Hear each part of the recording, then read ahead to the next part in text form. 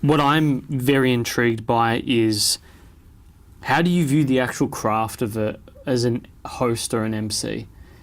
Like I have a sort of idea as to what I want with each interview, or what's the thing that's going to make me unique, or what's the thing that I'm searching for in each interview. What is that for you? Well, I think that firstly, there's a separation between those two things. So a host and an MC, I see very separately. MC I see as kind of a live host to an audience, and the goal is to bring the audience with you to whatever event you are doing. And that's the same for a wedding, corporate event, standing in front of the MCG, to the fans of Hawthorn before a game. Presenting's a little different. You know, most of the time you're doing it down a camera, and that's the engagement point. And I do teach this. In fact, I've just started a company to do this. But Paired Media. Paired Media. And, you know, I teach a little bit differently from, say, some of the courses and things out there. They're big on, you know, imagining the camera as a person and whatnot. I think there is, within all of us, the ability to present, some better than others, let's be honest. I've seen both sides of it. But in terms of presentation skills, I like to look at it and go, why am I here? What am I doing? And what am I selling? I say selling, but like you're selling an idea or a product if you're doing an ad. And that guides me to the best possible way to get that across the camera. In terms of emceeing, it's really interesting. I got a phone call a couple of days ago from a friend who's emceeing a wedding. He said, "Mate, can you send me a couple of the scripts you've done from weddings?" Scripts? Because I want to do, I want at least a couple of things to be ready for. And I said, to be honest with you, mate, I don't write scripts, right? I don't even, people will be surprised by this, but because I MC weddings of people I've never met sometimes, or met once. But the biggest thing for me is I want the audience to believe that I'm their friend. If they walk away, and that's what I tend to get the feedback from the couple, is that, everyone thought you were our mate. I don't want people sitting there going, here's this hired MC. Is it that gag he got off Google? Yeah. I want them to feel like I'm the mate they've got up and got to MC. So that's for me now to try and get that across. And in doing that, my notes are really housekeeping, welcome, bridal entrance. And then from that, I glean what I need to from the couple, from the room. I look around, I take it in, and then I project that out. So I probably have a different style to some. Some people really need to follow a script or follow an exact idea. It's not how my brain works. Yeah, the way it works every medium's different. It would be harder.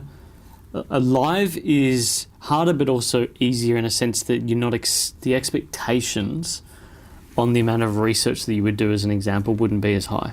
Well, not necessarily. I would certainly choose live over pre-recorded every day of the week, because there's no second takes. And because of that, you naturally just do it.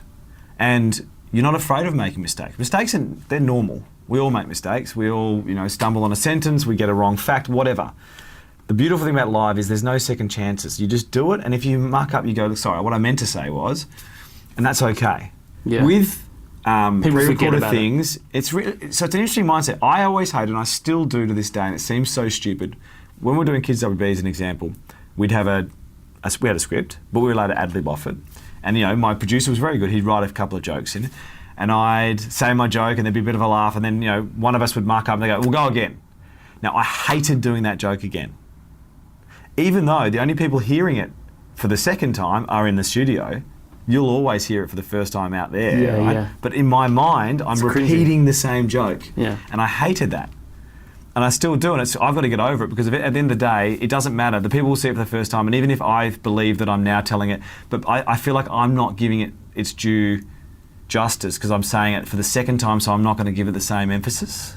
I see why you really liked doing plays now, because you seemed to really enjoy the natural engagement. You did completely. Yeah. And that's why ad-libs, things that are ad-lib, I love. Yeah. Great example, tonight I'm doing the bushfire relief thing for Tennis Australia. We've got Roger Federer and Serena Williams and all these people.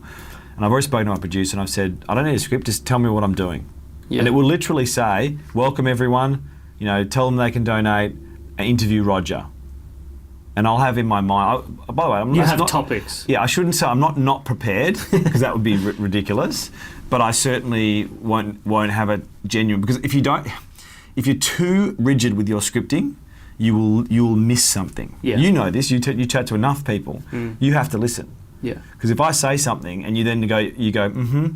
So you went and you've just missed a moment that we could have, you just never know. Yeah, that's a big thing I learned in the early days. I used to literally read shit, and the conversation was so disjointed, and you can see that with newer interviewers, podcasters as well. They're not listening to the person. They're like, okay, cool. And then they go on to the next question. It's like, fuck, man. And as a listener, you're going, oh, you just missed that. I want to know what he meant. You've left that on the table. Yeah, that's exactly. Leaving change on the table is the biggest cringe that I get. Totally. Yeah, I don't even really, if I think about it, I don't actually use this stuff. My hope is most of it is in my head. No, but I'm impressed by this. I've done a lot of this sort of stuff.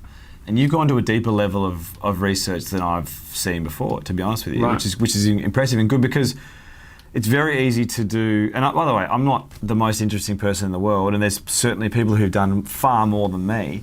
But when I've been interviewed for things, it's often a similar line of questioning. How'd you get into it? What was your part? That stuff is very interesting, by the way. But it's sometimes boring. nice to be able to go down a different path. Yeah, I think Hence, uncommon. It's uncommon. I think most of those, I don't know, it's very hard. I just think that when I listen to those interviews, there's just so much left on the table that makes, people know, okay, he got into the industry somehow. There's a general idea as to how this sort of works. Sometimes there's some gaps, like the fact that I didn't really understand you go from this degree to all of a sudden hosting the show, and you explained it, and that's interesting, because that to people is what they're trying to marry up. Totally. You know what I mean? No, I didn't even explain. I mean, I never got to the fact that the way that I got to proper TV, because the whole thing about me going and doing that thing with Jennifer Adams was then I came back to square one. I was back working in cafes, and it wasn't until a friend of mine who worked in radio called me and said, hey, Channel 9 are looking for new presenters. They've put out an ad. Well, yeah. Saying, a press release saying looking for presenters. So I went along with hundreds of other people and auditioned for, originally it was a late night chat, a bit like Hot Dogs Up Late. It was called Quizmania. Yeah. And in fact, Nikki Osborne, who is currently in The Jungle and I'm a Celebrity, was on Quizmania at the same time when I was meant to be on it. So I auditioned for that, and in my second audition, got my call back, they said, can you read this script for a kid show? And that was when I was like, I just want to do this so badly. I don't want to do a show at midnight. I'd rather do a kid show. This would be such a good way to get in. Yeah. Then I was told I was too old at 23. So just focus on the Quizmania. So I Really? didn't. Yeah. And then 3 weeks later, I got another phone call. Actually, come back in. We're going to retest you. And what I now know, I didn't know at the time, was that my producer wanted me, but he had to fight a battle with the casting director who had this idea in her head she wanted an 18-year-old or a 19-year-old. And the next thing you know... Which is strange, because if you think about most kids shows I watched, it's always like an older guy or girl, like a sort of father Correct. or mother figure. Correct. So, whereas you're sort of you were at that age where, well, he's not 18, but he's not 40. No. And so he's like the cool older brother. Yeah. And you know what's amazing about it? The best thing about Kids WB is I still see people who go, Kids WB? Oh, yeah. I went to a cafe the other day, and the chick walking behind the machine, she goes, I know you from somewhere. And I was like, she goes, did you do some TV? I said, look, it's always a bit, it's genuinely a little bit embarrassing. You don't know what to say. I go, yeah, I did it. She goes, kid shows?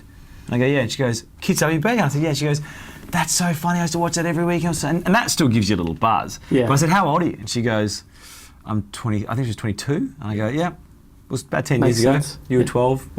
I think I just missed it.